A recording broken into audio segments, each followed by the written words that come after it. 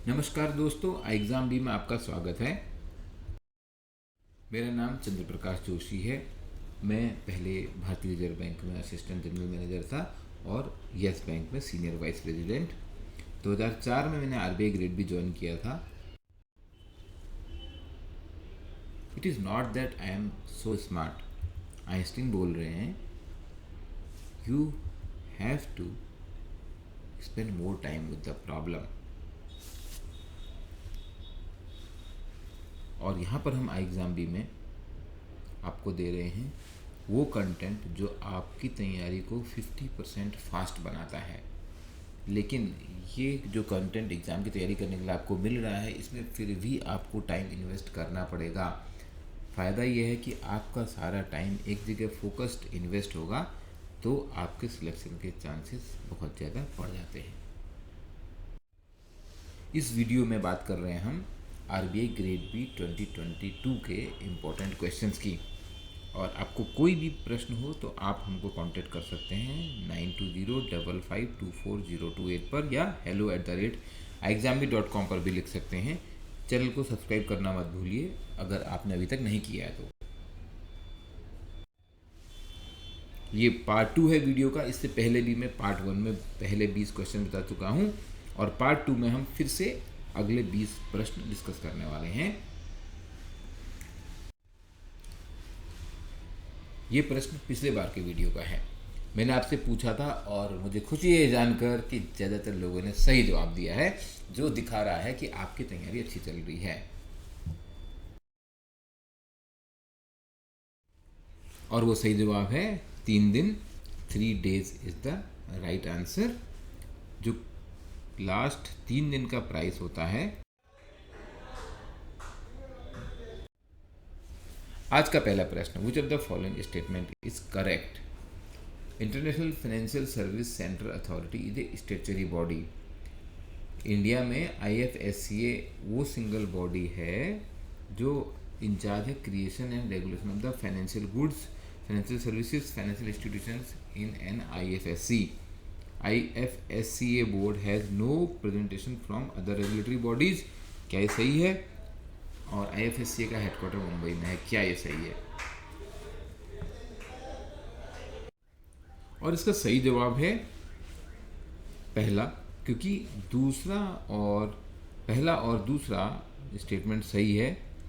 IFSI अभी मैं आपको बताता हूँ, IFSCA में सारे रेगुलेटरी बॉडी का रिप्रेजेंटेशन है और इसका हेडक्वार्टर मुंबई में नहीं है। जो इम्पोर्टेंट इंस्टीट्यूशंस, फाइनेंशियल इंस्टीट्यूशंस का हेडक्वार्टर मुंबई में नहीं है वो याद कर लीजिए, एग्ज़ाम में आते हैं।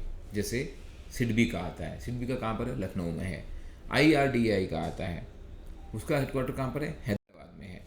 IFSCA की बात करते हैं तो ये एक यूनिफाइड अथॉरिटी है for development and regulation of the financial product, financial services and financial institutions in IFSC, international financial service centre. और इसका हेडक्वार्टर है गांधीनगर, गुजरात में। स्टेचुरी बॉडी है, establish in 2020 under the IFSC authority act 2019। और इसके पहले, prior to establishment of IFSCA, the domestic financial regulators namely RBI, SEBI, PFRDA, IRDAI regulated the issue of IFSC। But जैसे कि ये बिजनेस बहुत डायनेमिक नेचर का होता है तो इसके लिए एक अलग रेगुलेटर IFSCA की इस्टेब्लिशमेंट किया गया है गवर्नमेंट द्वारा। और इसमें इस अथॉरिटी में जो रिप्रेजेंटेशन है वो RBI, SEBI, IRDAI, PFRDA इन सब इंस्टीट्यूशंस का है। और 2 मेंबर्स होते हैं मिनिस्ट्री ऑफ फाइनेंस के। अथॉरिटी के जो करंट चेयरमैन है वो हैं मिस्टर इंतेजी श्रीनिवास। तो ये आपको याद होना चाहिए। अगला प्रश्न आते हैं, individuals can purchase government security directly through a RDG account. क्या होता है RDG account? Open with RBI। इसमें जी का क्या मतलब है? अगर आपको इसका मतलब पता है तो ये क्वेश्चन आप सही कर लेंगे। RDG होता है रिटेल डायरेक्ट जिल्ट अकाउंट। गिल्ट जो वर्ड है वो हम यूज़ करते हैं सोने के लिए, या कोई चीज़ जो बहुत खूबसूरत है, बहुत चमक रही है, तो जो सोवरेन बॉन्ड होते हैं, गवर्नमेंट की जो सिक्योरिटीज़ होती हैं, उनको हम जिल्ट सिक्योरिटीज़ बोलते हैं। क्योंकि ये मजबूत सिक्योरिटीज हैं, क्योंकि भारत सरकार की सिक्योरिटीज हैं। आरबीआई ने अलाउ किया हुआ है कि आप और हम एज ए इंडिविजुअल भी इन सिक्योरिटीज़ को खरीद सकते हैं। तो बहुत बार आप न्यूज़पेपर में पढ़ेंगे या बुक्स में पढ़ेंगे treasury bill, dated securities. Dated मतलब जिनका एक टाइम पीरियड लिखा रहता है, और ट्रेजरी बिल्स में आपको पता है, पहले से बताया होता है, ये 91 डेज़ के हैं या 182 डेज़ के हैं या 364 डेज़ के हैं, इनमें ऐसे डेज लिखा होता है। तो सोवरेन गोल्ड बॉन्ड भी हो सकते हैं, अभी हमने बात की उसके बारे में, या स्टेट डेवलपमेंट लोन हो सकते हैं। आप चाहे इन्हें प्राइमरी मार्केट से करें। प्राइमरी मार्केट और सेकेंडरी मार्केट में क्या डिफरेंस होता है, ये भी हमने बहुत बार डिस्कस किया है। प्राइमरी मार्केट मतलब जब इशूअर है, भारत सरकार अगर इन बॉन्ड को बेच रही है, आपने भारत सरकार से खरीदे, तो वह प्राइमरी। किसी और के पास थे रखे हुए, उसने आपको दे दिया, आपको बेच दिए, तो वो हो गया सेकेंडरी मार्केट परचेज। इस तरीके से ही होता है, चाहे वो शेयर मार्केट में भी हो, तो प्राइमरी और secondary. RBI retail direct scheme के अंतर्गत investors will have the facility to open the online retail direct gilt account, जिसको हम बोलते हैं आरडीजी अकाउंट विद आरबीआई। तो अब इसमें आपको मौका मिल रहा है आरबीआई में अकाउंट खोलने का। वैसे आरबीआई में, आरबीआई बैंक है, सेंट्रल बैंक है, लेकिन आरबीआई में जो बैंक अकाउंट होता है वो किसका खुलता है, बैंकों का और गवर्नमेंट का, भारत सरकार और राज्य सरकारें और बैंक, उनका अकाउंट खुलता है। आप आरबीआई में ग्रेड बी ऑफिसर बन जाओगे, आप आरबीआई में कितने भी ऊपर लेवल से चले जाओगे, लेकिन आपका पर्सनल अकाउंट आरबीआई में नहीं खुलता है, वो किसी कमर्शियल बैंक में खुलता है।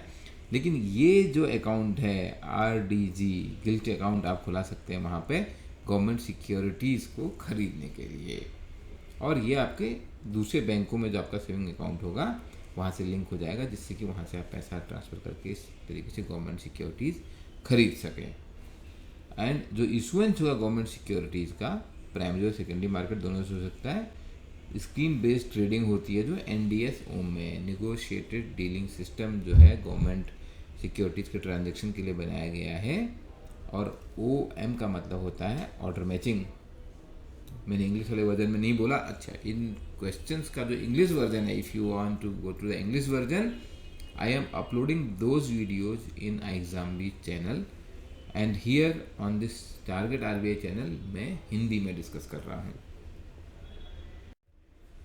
क्योंकि आप एग्जाम हिंदी में भी दे सकते हैं। अगला प्रश्न, in the financial inclusion index of RBI the parameter which parameter has the highest weightage. तो आपको वो पैरामीटर का नाम और उसका वेटेज भी बताना है। इसमें सही आंसर है यूसेज उसका वेट है 45%। जो फाइनेंशियल इंक्लूजन इंडेक्स है वो कॉन्सेप्टलाइज किया गया as a comprehensive index incorporating the banking, investment, insurance, postal details as well as the pension sector in consultation with the government and respective sector regulator। तो जो हम बात कर रहे हैं फाइनेंशियल इंक्लूजन की, तो केवल बैंक में खाता खुलना सफिशिएंट नहीं है। आपके पास कहीं पेंशन स्कीम में इन्वेस्टमेंट है, आपके पास कोई इंश्योरेंस है, उन सबको जोड़ के हम बोलते हैं कंप्लीट फाइनेंशियल इंक्लूजन। तो लेकिन अलग अलग चीज़ को अलग अलग वेटेज दिया गया है। तो यूजेस यानी कि आपने खाता तो खोल लिया, सरकार का मैंडेट था, बैंकों को प्रेशर था, बैंकों ने खाता खोल लिया, अभी जाके आप खाता कभी इस्तेमाल ही नहीं किया, तो इसलिए यूजेस को सबसे ज़्यादा वेटेज दिया गया है। और ये डोरमेंट अकाउंट बहुत देखे गए फाइनेंशियल इंक्लूजन में जो खुले। अगला प्रश्न है, अंडर सस्टेनेबल डेवलपमेंट गोल, पिछले वीडियो में भी बात करी थी हमने एसडीजीज की, और ये भी डिस्कस हुआ था। इसमें प्रश्न है which goal is related to climate action, और मैंने क्लाइमेट एक्शन पे बात भी करी थी। उसमें प्रश्न था कि क्लाइमेट एक्शन नहीं है, एक स्टेटमेंट था। मैंने कहा था भैया ऐसे कैसे हो सकता है कि बात हो रही हो सस्टेनेबिलिटी की और उसमें क्लाइमेट एक्शन की बात ना हो, ये तो हो ही नहीं सकता ना। तो यहाँ पर आपको गोल बताना है, कौन से गोल में है। अच्छा, एक्चुअली मुझे याद है ये 13 गोल में है, क्योंकि हमने उस दिन डिस्कस किया था। मैंने आपको कहा था कि आपको सारे 13 के 13, 17 के 17 गोल याद होने चाहिए, और ये तो सीक्वेंसली याद होनी चाहिए। नो पॉवर्टी, देखो poverty, hunger, health, education, 1 2 3 4, poverty, hunger, health, education, ये तो ऐसे याद रख लो। और उसके अलावा फिर जो इम्पोर्टेंट हैं, gender equality, water, clean energy, इस तरीके से आपको याद करना है। 17वां गोल बहुत इंपॉर्टेंट है, क्योंकि ये पार्टनरशिप ऑफ द गोल्स की बात करता है। Which of the following statement is correct regarding to Jal Jeevan mission. जल जीवन मिशन की शुरुआत हुई है 2019 में, और जो टैगलाइन थी स्कीम की हर घर जल थी, और इसका जो फोकस था that is on ensuring regular portable water service delivery at house hold level. और रेगुलर का मतलब क्या था, water supply in adequate quantity of 100 litre पर पर्सन पर डे। सही है क्या? नहीं सही है, लास्ट वाला स्टेटमेंट नहीं सही है, क्योंकि 100 लीटर पर डे नहीं था। 100 लीटर पर डे रूरल में बहुत ज़्यादा पानी होता है। जल जीवन मिशन की शुरुआत 2019 में हुई थी, बिल्कुल सही है।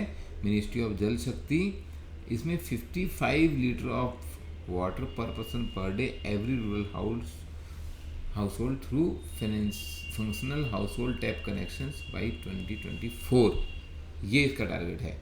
और ये सेंट्रल गवर्नमेंट स्कीम है, यूटीज में 100% उनकी होगी, सेंट्रल गवर्नमेंट स्पॉन्सर्ड है।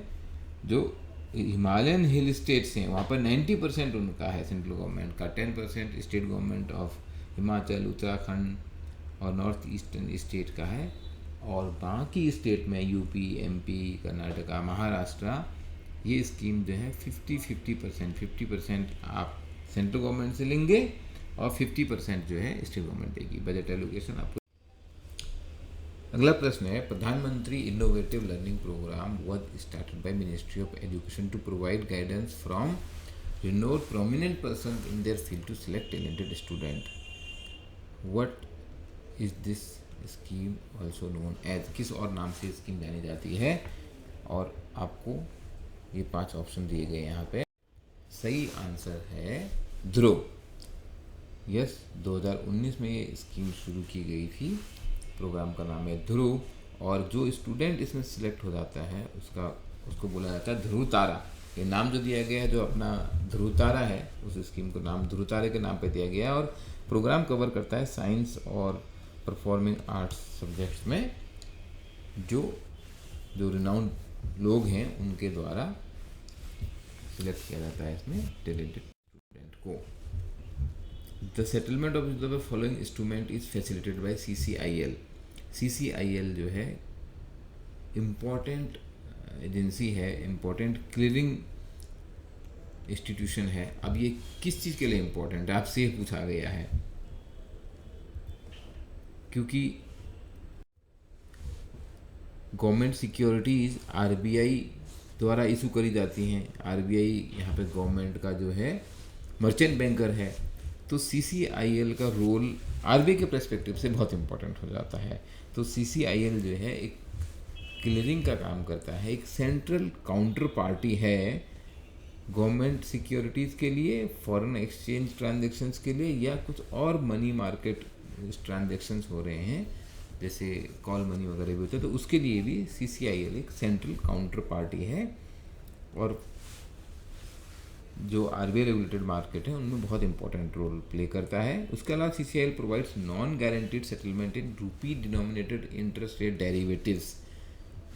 जो इंटरेस्ट रेट डेरिवेटिव्स हैं लाइक इंटरेस्ट रेट स्वैप्स या फॉरवर्ड एग्रीमेंट, उनके लिए भी ये as a counter party settlement process में ये हेल्प करता है। द इंटीग्रेटेड ओम्बड्समैन स्कीम अलग अलग आई, पहले बैंकों के लिए आई, फिर NBFCs के लिए आई, तो अभी एक इंटीग्रेटेड ओम्बड्समैन स्कीम आई है। आपको इसके बारे में बिल्कुल पूरी जानकारी होनी चाहिए।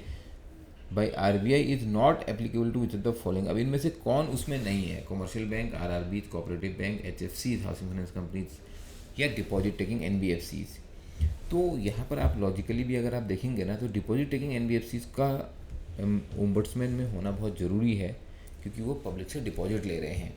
और ये तीनों संस्थाएं, commercial bank, regional rural bank और कोऑपरेटिव बैंक, भी डिपॉजिट ले रहे हैं। आप समझ रहे हैं ना? करेक्ट आंसर है हाउसिंग फाइनेंस कंपनीज, क्योंकि जितने ऑप्शन आपके पास हैं वो सब डिपॉजिट ले रहे हैं। तो 2006 की जो पहले बैंकिंग ओम्बड्समैन स्कीम थी, बाद में 2018 में NBFCs के लिए ओम्बड्समैन स्कीम आई, और डिजिटल ट्रांजैक्शंस के लिए फिर ओम्बड्समैन स्कीम आई 2019 में। इन सब को अभी मर्ज करके बना दिया गया है इंटीग्रेटेड ओम्बड्समैन स्कीम ऑफ 2021। इसमें सारे कमर्शियल बैंक आते हैं, अर्बन कोऑपरेटिव बैंक आते हैं, जो 50 करोड़ से ऊपर का डिपॉजिट है जिनके पास, जो छोटे बैंक हैं जैसे रूरल कोऑपरेटिव बैंक है, प्राइमरी एग्रीकल्चर कोऑपरेटिव सोसाइटीज हैं, डिस्ट्रिक्ट कोऑपरेटिव बैंक है, उनकी बात नहीं कर रहे हैं, वो इसके कवरेज में नहीं आ रहे हैं। 50 करोड़ से ऊपर वाले साइज़ के कोऑपरेटिव बैंक और दूसरे कोऑपरेटिव बैंक भी जो हैं वो 50 करोड़ से ऊपर के साइज़ के आ रहे हैं, cooperative bank with deposit size of ₹50 crore. NBFCs जो डिपॉजिट लेती हैं वो इसमें आएंगी, लेकिन housing finance companies excluding housing finance companies वो इसमें नहीं आएंगी। जो NBFCs जिनका कस्टमर इंटरफेस है with asset size of ₹100 crore and above, अगर वो डिपॉजिट नहीं भी लेते हैं तो डिपॉजिट टेकिंग तो सभी आ गए, लेकिन जो डिपॉजिट नहीं भी लेते हैं, क्योंकि ज़्यादातर NBFCs डिपॉजिट नहीं लेती हैं, वो they are not allowed to take deposit, तो 100 करोड़ से ऊपर का अगर एसेट साइज है वो सारी NBFCs भी इसमें कवर्ड हैं। अगला प्रश्न है जो करंट बजट है 22-23 का, एक गारंटी कवर है under this scheme ECLGS। Guarantee cover has been expanded by 50,000 crore. Which of the following entity gives guarantee under ECLGS to MSME। तो आपको मालूम पड़ेगा कि गारंटी किसको दी जाती है, जो MSMEs को लोन दिए जाते हैं उसके लिए गारंटी दी जाती है। प्रश्न ये है ये कौन सी एंटिटी है, जो ऑप्शन दिए गए हैं जो ये गारंटी इशू करता है। तो करेक्ट आंसर यहाँ पर है NCGTC, national credit guarantee trustee company जो है ये गारंटी देता है, और 100% गारंटी दी जाती है जो लोन MSMEs को दिए गए हैं। इसका अभी जो 50,000 करोड़ कवर बढ़ा दिया गया है, तो 5 लाख करोड़ का टोटल कवर हो गया, और स्कीम बढ़ा दी गई है मार्च 2023 तक। इनमें से कौन हैं जिन्हें वाइस चेयरमैन नियुक्त किया गया है नीति आयोग का, और आपको पता होना चाहिए कि नीति आयोग का चेयरमैन कौन है। बहुत ही इंपॉर्टेंट प्रश्न है, कई बार चेयरमैन पूछा जा सकता है, जो बहुत सिंपल है। ये अपॉइंटमेंट अभी बहुत रिसेंटली हुआ है, अप्रैल में। करेक्ट आंसर है सुमन के बेरी। सुमन के बेरी वाइस चेयरमैन अपॉइंट हुए हैं, और चेयरमैन होते हैं नीति आयोग के प्राइम मिनिस्टर। 2015 में नीति आयोग बनाया गया था, उससे पहले होता था अपना प्लानिंग कमीशन, योजना आयोग। योजना आयोग को बंद कर दिया गया जब उस समय की NDA गवर्नमेंट पहली वाली आई थी। तो उसके बाद ये नीति आयोग है, और इसमें भी वाइस चेयरमैन अपॉइंट होते हैं, क्योंकि चेयरमैन तो प्राइम मिनिस्टर होते हैं। CEO हैं अमिताभ कांत, आपको बहुत बार ये मीडिया में देखेंगे, इस नाम से कंफ्यूज मत होना। अमिताभ कांत CEO हैं यहाँ पे नीति आयोग के, और चेयरमैन अपॉइंट हुए हैं, वाइस चेयरमैन अपॉइंट हुए हैं सुमन के बेरी, जो पहले डायरेक्टर जनरल थे NCAER, national council of applied research के, और उससे हाथ में वो इकोनॉमिक एडवाइजरी काउंसिल के मेंबर रह चुके हैं, prime minister economic advisory council के, और statistical commission and technical advisory committee, और RBI की जो मॉनेटरी पॉलिसी कमेटी है उसमें भी वो रह चुके हैं।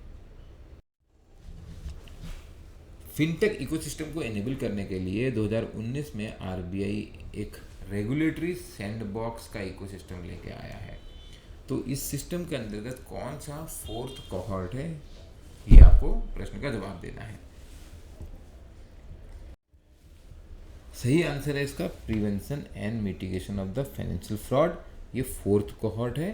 मैं बात करता हूँ पुराने कोहॉर्ट की भी।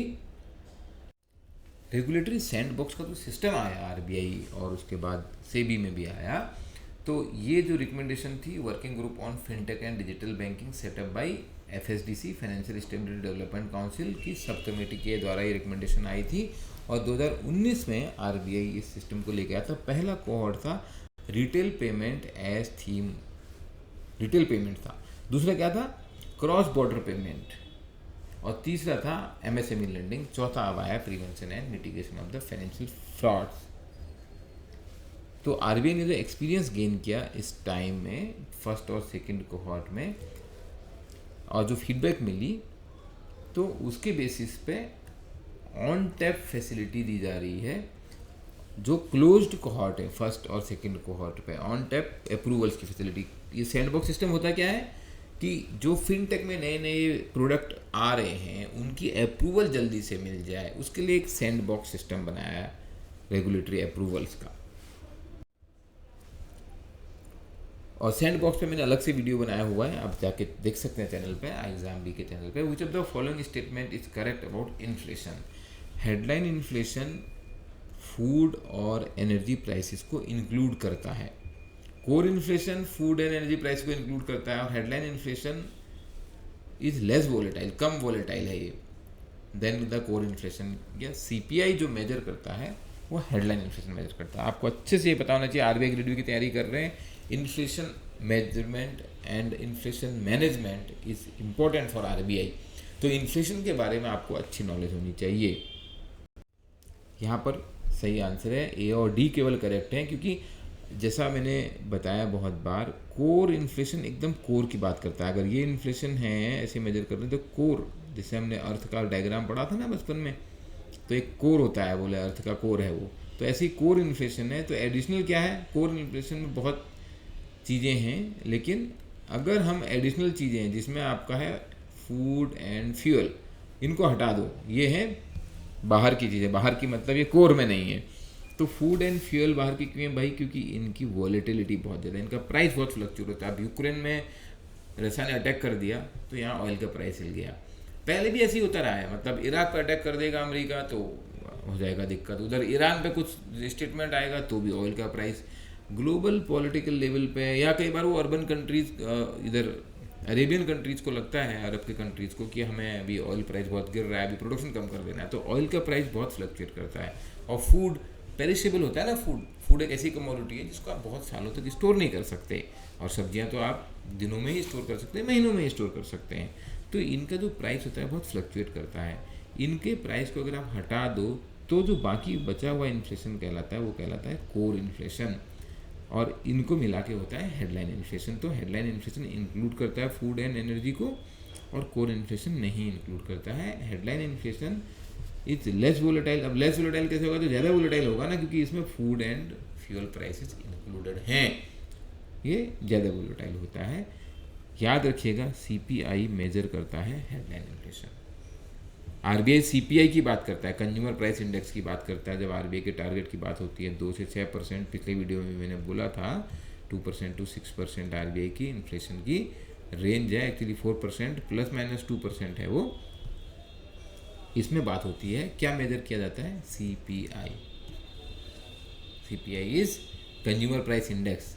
कम्युनिस्ट पार्टी ऑफ इंडिया नहीं है, कंफ्यूजन कहीं है ही नहीं, इन्फ्लेशन की बात कर रहे हैं यहाँ पे।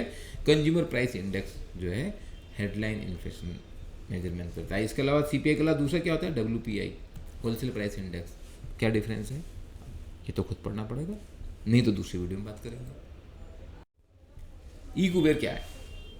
ई कुबेर, ये बस टर्म पता होना चाहिए आपको, ज़्यादा डिटेल में जाने की जरूरत नहीं है यहाँ पे। ई कुबेर आरबीआई का कोर बैंकिंग सॉल्यूशन है। Core banking solution of RBI is called CBS. जब कोर बैंकिंग सॉल्यूशन नहीं होता था, तो अगर सपोज आपका बैंक में अकाउंट है और आप माना लखनऊ में रहते हो, तो लखनऊ की किसी अमीनाबाद शाखा में आपका अकाउंट है तो वहीं है, आप दिल्ली ब्रांच में नहीं है। अगर पीएनबी में आपका अकाउंट है तो कोर बैंकिंग आने का क्या हो गया, आप ब्रांच के कस्टमर नहीं बल्कि बैंक के कस्टमर हो गए, ऑल इंडिया कहीं से भी ऑपरेट कर लो। सेम आरबीआई के केस में क्या होता है, अगर पहले हैदराबाद ऑफिस में अकाउंट था किसी, सपोज वहाँ पर तो बैंक का अकाउंट होता है ना, suppose union bank of India का अकाउंट था वहाँ पे, तो अभी यूनियन बैंक को दिल्ली में फ़ंड ट्रांसफ़र करने हैं। आज की डेट में ऐसा नहीं है कि दिल्ली आरबीआई या हैदराबाद आरबीआई, एक ही अकाउंट है यूनियन बैंक का पूरे आरबीआई में, क्योंकि आरबीआई भी सीबीएस यूज़ करता है जिसका नाम है e Kuber. Which of the following statement about government flagship scheme DAY NRLM is not true? 5 statement है। इट वॉज लॉन्च इन 2011, बिल्कुल सही है, और मिनिस्ट्री ऑफ रूरल डेवलपमेंट ने इसको लॉन्च किया था, partially funded by World Bank, बिल्कुल सही। It aims at creating effective and efficient institutional platform to enable the rural poor to increase their household income, यही इसका ऑब्जेक्टिव है। तो ये सारे ठीक है। और याद रखिए, NRLM का जो मेथड है काम करने का वो रहा है सेल्फ हेल्प ग्रुप के माध्यम से, ठीक है, स्वयं सहायता समूह, टू प्रमोट सेविंग्स, बचत, sustainable livelihoods and women empowerment. This is partially supported by World bank. 2011 में शुरू हुआ था एज आजीविका प्रोग्राम। और इसका नाम फिर डे NRLM 2015 में हो गया। GDP deflator is A type of, क्या है जीडीपी डिफ्लेटर? कोई पॉलिसी टूल है, ग्रोथ इंडेक्स है, प्राइस इंडेक्स है, फिस्कल पॉलिसी टूल है? यह है प्राइस इंडेक्स। क्योंकि जो जीडीपी डिफ्लेटर होता है वो बताता है it's a measure of level of prices of all new domestically produced goods, final goods and services in economy. Like CPI, the GDP deflator is a measure of the price inflation और deflation with respect to the specific year. Formula अगर आप देखेंगे तो जो nominal GDP है, nominal GDP कैसे निकाला जाता है? एक्चुअली आजकल सरकार बोलने लग गई है नॉमिनल जीडीपी, पता नहीं क्यों बोलती है, कोई मतलब नहीं है उसका। रियल जीडीपी की ही बात करनी चाहिए हमें। अगर मैं आपको एक एग्जांपल दूं, पहले भी मैंने दिया होगा, अगर माना 10 लाख कार पहले प्रोड्यूस होती थी, और 10 लाख बोला मैंने, ठीक है, 10 लाख कार अगर पहले प्रोड्यूस होती थी, उनकी प्राइस माना एक कार की 10 लाख थी, ठीक है, तो आपका ये जो हो गया यूनिट मल्टीप्लाइड बाय प्राइस, ये आपका जीडीपी हो गया। सिंपलिसिटी के लिए बोल रहा हूँ, अगर पूरी इकोनॉमी में कार प्रोड्यूस होती हैं, माना ये नंबर है आपका 2015 का, और आज माना 2022 में भी आपकी इकोनॉमी में 10 ही लाख कार प्रोड्यूस होती हैं, लेकिन कार का प्राइस बढ़ के हो गया 12 लाख पर कार, तो आप तो बोलोगे आपका जीडीपी बढ़ गया, क्योंकि यूनिट तो उतनी है, 10 lakh car multiplied by 12 lakh, ये आपका मनी टर्म्स में नापते हैं ना जीडीपी को। बट कुछ हुआ क्या इकोनॉमी में? कुछ नहीं हुआ, क्योंकि 10 ही लाख कार बन रही हैं। तो जो जीडीपी डिफ्लेटर होता है, ये परसेंटेज बताता है कि नॉमिनल जीडीपी, तो यहाँ क्या बताएगा, ये यहाँ पर पता लगेगा ये जो जीडीपी डिफ्लेटर है 20% आएगा आपका, क्योंकि 20% प्राइस बढ़ गया ना, नॉमिनल जीडीपी तो ऐसे ही बढ़ गया, कार का प्रोडक्शन नहीं बढ़ा। तो एक्चुअल में तो रियल जीडीपी नापना चाहिए, और जीडीपी डिफ्लेटर का जो परसेंटेज है वो आपको बताएगा कि कितना जो जीडीपी में इंक्रीज दिख रहा है, that is only because of the price rise. Which of the following statement about multiplier effect is are true? तो मल्टीप्लायर इफेक्ट क्या है? when a government spend a rupee, overall income rises by multiple। अगर government 1 रुपया खर्चा कर रही है तो ओवरऑल इनकम 1 रुपये से ज़्यादा होती है। यस, यही मल्टीप्लायर इफेक्ट है। Government spending will also encourage private investment, बिल्कुल सही, and consumer spending. If in multiplier effect the government bears huge losses on tax front, ये कोई रेलिवेंट नहीं है, कोई टैक्स लॉस नहीं होता है उसमें। गवर्नमेंट अगर सपोज 1 लाख करोड़ खर्चा करेगी, माना उसने नरेगा प्रोग्राम पे खर्चा किया, लोगों को सैलरीज मिली उसमें, काम करने वाले मजदूरों को, तो क्या करेंगे लोग? 1 लाख करोड़ रुपया अगर सैलरी में बटा है, माना उन्होंने उसमें से 20,000 करोड़ रुपया सेव कर दिया, 80,000 करोड़ रुपया ना वो खर्चा करेंगे। वो खर्चा करेंगे तो कहाँ जाएगा? वो दुकानदार की बिक्री बढ़ गई, जहाँ से उन्होंने सामान खरीदा, तो दुकानदार की बिक्री बढ़ी, तो दुकानदार माना 80,000 करोड़ रुपया सारे दुकानदारों को मिल के मिला। उस 80,000 करोड़ में सकता है दुकानदारों ने कहा ठीक है हम भी 10-20,000 रुपये करोड़ सेव कर देते हैं, अब 60,000 करोड़ रुपया वो फिर से खर्च करेंगे। तो अगर जो पैसा गवर्नमेंट से आया अगर 1 लाख करोड़, तो वो फिर जिनको पहले मिला उसमें से उन्होंने 80,000 खर्च किया, उसमें से फिर अगले ने 60,000 खर्चा किया, उसमें से फिर अगला, तो इसमें क्या होता है? मल्टीपल लेवल पे, दैट इज़ मल्टीप्लायर इफेक्ट। तो एक व्यक्ति की जो खर्चा है दूसरे व्यक्ति की इनकम हो जाता है ना, तो इस तरीके से मल्टीप्लायर इफेक्ट इकोनॉमी में काम करता है और ओवरऑल इनकम लोगों की बढ़ती है। और प्राइवेट इन्वेस्टमेंट भी आता है। देखो जब प्राइवेट कंपनीज देखती हैं अच्छा रूरल में गवर्नमेंट ने जो है नरेगा में 10,000 करोड़ रुपया डाल दिया, ठीक है भैया इतने लोगों की इनकम बढ़ेगी, तो इसका मतलब इस बार गांव में कोको कोला की बिक्री भी बढ़ जाएगी, ठीक है, अंकल चिप्स वहाँ भी बिक रहा है और बाइक भी बिक रही है। तो इस तरीके से इकोनॉमी में बूस्ट आता है, कंज्यूमर स्पेंडिंग बढ़ती है। Which of the following best describe tokenism as per RBI? अब टोकेनिज्म, ये टर्म याद रखिए, टोकेनिज्म आज भी न्यूज़पेपर में पढ़ा था मैंने। ये इशू ऑफ टोकन नंबर, ठीक है मैं ऑप्शन नहीं पढ़ता, टाइम बचाते हैं। ये है एक code to replace the actual credit card detail. क्योंकि इतने सारे, मैं आपको न्यूज़पेपर ही दिखाता हूँ, ये देखिए न्यूज़पेपर में किस तरीके से पूरा डिटेल आप आर्टिकल पढ़ सकते हैं।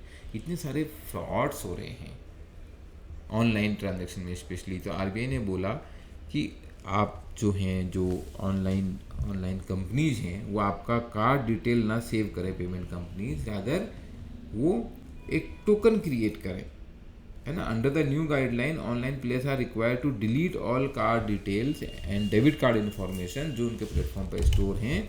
उसके बदले क्या करेंगे, एक टोकन रिप्लेसमेंट कर देंगे, मतलब आपके कार्ड का एक यूनिक टोकन होगा जो वहाँ पे सेव हो जाएगा। क्योंकि अगर वो डेटा चोरी हो जाता है, वहाँ से डेटाबेस कई बार चोरी हो जाते हैं, तो एटलीस्ट आपका तो नुकसान नहीं होगा। तो ये जो टोकन है, एक कोड है, ये उस कोड को टोकन कहते हैं और इस मैकेनिज्म को टोकनाइजेशन कह रहे हैं। कि आरबीआई बोल रहा है आप जो है टोकनाइज्ड कार्ड इशू करो, क्योंकि ये सिक्योर है, एक्चुअल कार्ड डिटेल्स शेयर नहीं होंगी मर्चेंट के साथ। Good governance index is being prepared by, कौन प्रिपेयर करता है गुड गवर्नेंस इंडेक्स? क्या है ये गुड गवर्नेंस इंडेक्स?